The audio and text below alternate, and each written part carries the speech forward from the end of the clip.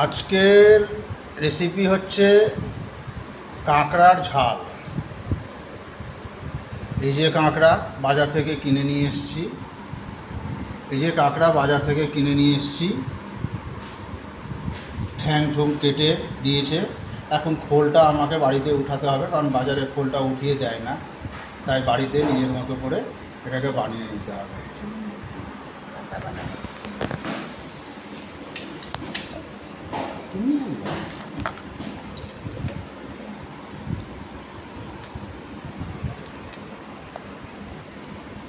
কাঁকড়াটা আমাকে এইভাবে করে কাঁকড়া বানানো দেখুন, আমি বানাতে পারি না, ওই বানাতে পারে।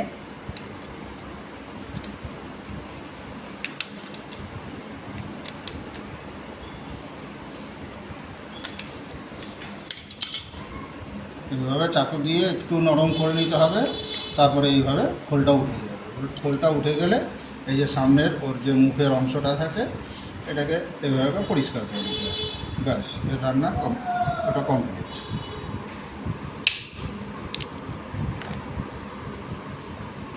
নেক্সট সবগুলো ওই একই রকম, উপরের খোলটাকে সরিয়ে দিতে হবে। আর এইভাবে করে প্রথমে দেখবেন উঠছে কি না, অনেক সময় ভেঙে যায়, তো দরকার নেই ওভাবে করা। একটু এইভাবে চাকুর নখ দিয়ে করে নিতে হবে।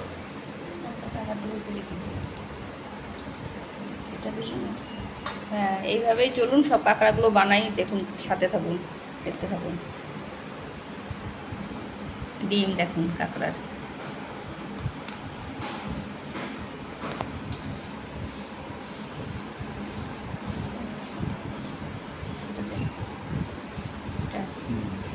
দেখুন, সাথে থাকুন। এবং কাঁকড়া বানাই আমরা, কাঁকড়া রান্না হবে আজকে। কাঁকড়া কী রেসিপি হচ্ছে দেখুন। দেখুন, এইভাবে সমস্ত কাঁকড়াগুলো ছুটিয়ে নিয়েছি, সবটি ছুটিয়ে নিয়েছে। এই যে ঠ্যাংগুলোকে দেখুন কীভাবে কাটি করছে, দেখুন হাতের মধ্যে লাগে, কাঠের উপরে রেখে ঠ্যাঙের আগাটা ভেঙে দিচ্ছে, ভেঙে একটু থ্যাতলা করে দিচ্ছে ঠ্যাঙের এটা, বাকি অংশটা একটু থ্যাতলা করলে ভালো হয়। এই যে ওর মধ্যে তেল মশলা ঢুকবে, লবণ টবণ না ঢুকলে ভালো লাগবে না খেতে। দেখুন কতটি কাঁকড়া, এটা সবটি ফেলা নিয়েই যাবে, এটা।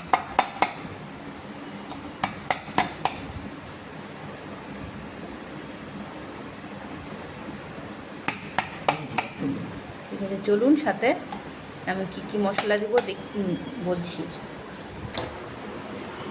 এই যে আমাদের কাঁকড়া কাটাকুটিতে হয়ে গেছিলো, এই যে ধোয়া কমপ্লিট।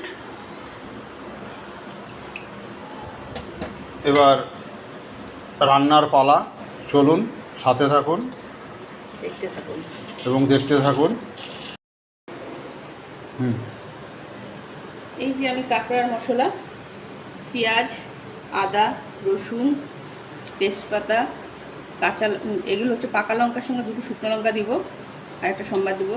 পাকা লঙ্কা কাঁচা লঙ্কা মিলিয়ে দিয়েছি, পরিমাণ মতন লবণ, হলুদ, এই যে জিরে গুঁড়ো, ধনে গুঁড়ো, টমেটো দেবো, টমেটো কুচু, আর আলু দিয়ে করব। আমি ছোটো ছোটো করে আলু ডুম করে কেটে নিয়েছি, আলু দিয়ে করব। চলুন মশলাটা পিষে নিই, দেখুন সাথে সাথে।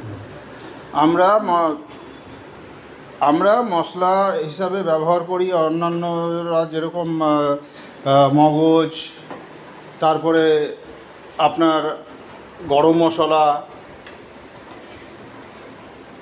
দারচিনি, লবঙ্গ, এলাচ, এগুলো ব্যবহার করে। আমরা খুব রেয়ার, সব কিছুতে আমরা ব্যবহার করি না। রোজকার রান্নাতে যেরকম ব্যবহার হয়, স্বাস্থ্যসম্মত খাওয়া এবং এগুলোকে আরও বেশি টেস্টি কীভাবে করে তোলা যায়, সেই প্রয়াসই আমাদের সবসময় থাকে। এবং আমাদের রান্নাটা ফলো করুন এবং রান্নাটা এভাবে করে খেয়ে দেখবেন, খুবই ভালো লাগবে। সাধারণভাবে রান্না করেও টেস্টি রান্না করা যায়, সেই প্রয়াসেই আমাদের এই ভিডিওটা করা।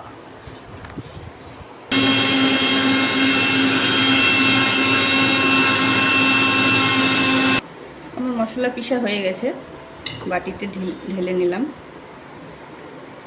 এইবার কাঁকড়াটা ভেজে নেব, আলুটাকে ভেজে নেব। চলুন, দিলাম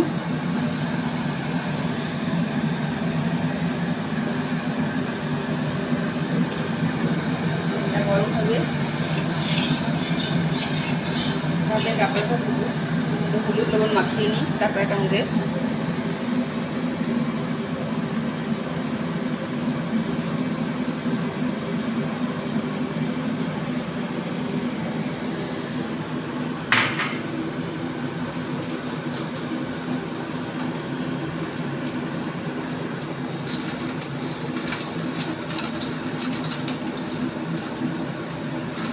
আমার ভিডিওটা টোটালটাই হচ্ছে ঘরোয়া রান্না। এখানে ব্লগিং করছি তার মানে এই নয় যে আমি বিভিন্ন রকম ইনগ্রেডিয়েন্টস ব্যবহার করব, যাতে বাড়ির মহিলারা, মা বোনেরা সবাই এই ঘরোয়া ঘরে যা কিছু আছে আমাদের হলুদ, জিরে, লবণ এগুলো দিয়েই টেস্টি খাওয়া রান্না করতে পারে, সেই উদ্দেশ্য নিয়েই এই ভিডিওগুলো করা। দেখতে থাকুন আমার ভিডিওগুলো।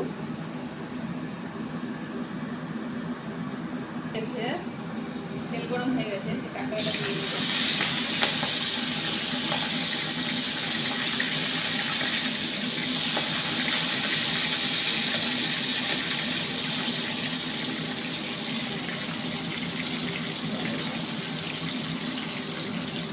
এভাবেই আমাদের রান্নাগুলোকে ফলো করুন এবং দেখতে থাকুন। আর মালদার যদি আশেপাশে ভিউয়ার্স থাকে তাহলে কমেন্টসে জানাবেন যে টেস্ট করব, অবশ্যই সেই সুযোগটা আমি করে দেব। দু একজনকে মাঝে মধ্যে টেস্টও করতে পারেন বাড়িতে এসে।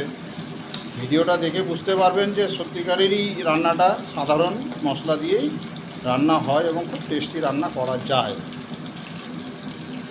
এই প্রয়াসটাই থাকছে সবসময়, যাতে আপনাদের সামনে সুন্দর একটা রান্না উপস্থাপন করতে পারি, এই চেষ্টাটাই চালাই আমি।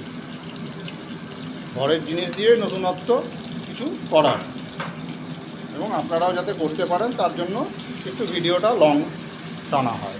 কাঁকড়া ভাজা হচ্ছে, সাথে থাকুন। এইভাবেই ভেজে নেবো সবকে। এবার কাঁকড়া পাগুলো করে ভেজে নেবো, ভেজে নেব।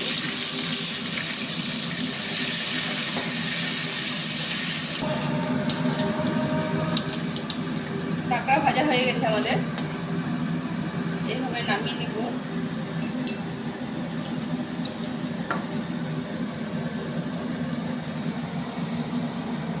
আমি এইভাবে নামাই এই কারণেই যে কড়াইটা তেল দিয়ে পুড়বে না, কেটে নামালে কড়াই পুড়ে যায়। তাই এই যে আলুটা ভেজে নেব। এবার আলুটা একটু ভেজে নিয়েও লাল করে ভেজে নিই, হালকা লাল করে, হালকা ভাজবো, বেশি লাল করবো না, ভেজে নেব। এর মধ্যে জিরা সম্বাদ দিব,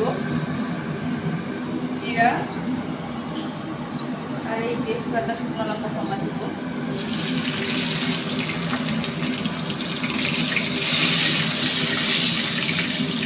তেলটা গরম হয়ে গেলে পেঁয়াজটা ভাজবো।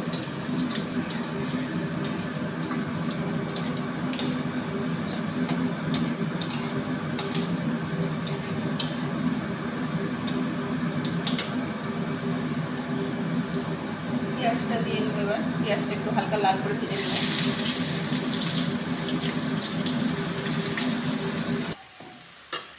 আমার পেঁয়াজটা ভাজা হয়ে গেছে, এবার টমেটোটা দিব। টমেটোটা একটু নেড়ে ফেলে এবার হলুদ লবণটা দিয়ে দেবো। পরিমাণ মতন হলুদ আর লবণ দিবেন। হলুদ লবণটা দিয়ে দেবো। এবার দিয়ে নাড়াচাড়া করে মশলাটা দিয়ে দেবো। এই মশলাটা পেস্ট করে রেখেছি, এবার মশলাটা দিয়ে দেবো।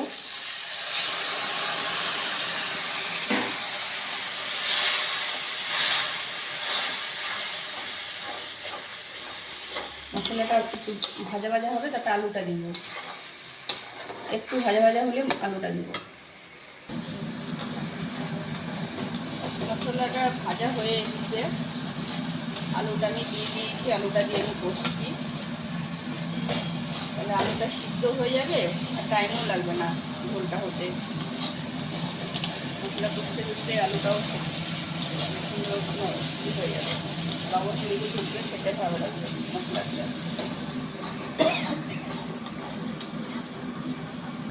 এবার আমি কাঁকড়াটা দিয়ে একটু কষবো, তাহলে লবণ হলুদটা ঝালটা ঢুকবে, খেতে ভালো লাগবে। হালকা কষে তারপরে আমি জল দিব। কষা হয়ে গেছে, এবার জল দিব। জলটা একটু বেশি করে দিব যাতে কাঁকড়াতে ঢুকে, একদম মাখা মাখা না হবো, রস রস একটু হালকা থাকবে, যেটা কাঁকড়াটা একটু লবণ হলুদ মিষ্টি ঝাল না ঢুকলে ভালো লাগবে না।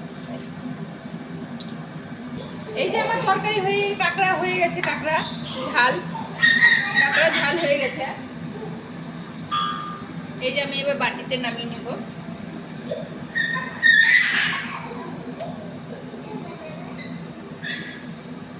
রসটা টেনে নেবে, একটু হালকা রস রাখলাম, ঝাল তো একটু রস না রাখলে ভালো লাগবে না।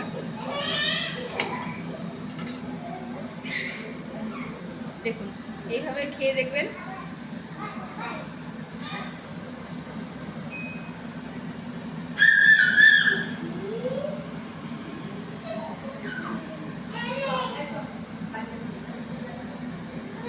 এভাবে খেয়ে দেখে রান্না করে খেয়ে দেখবেন এবং ভিডিওটা দেখে কেমন লাগলো লাইক কমেন্ট এবং শেয়ার করবেন অবশ্যই, আশা করি যদি ভালো লাগে।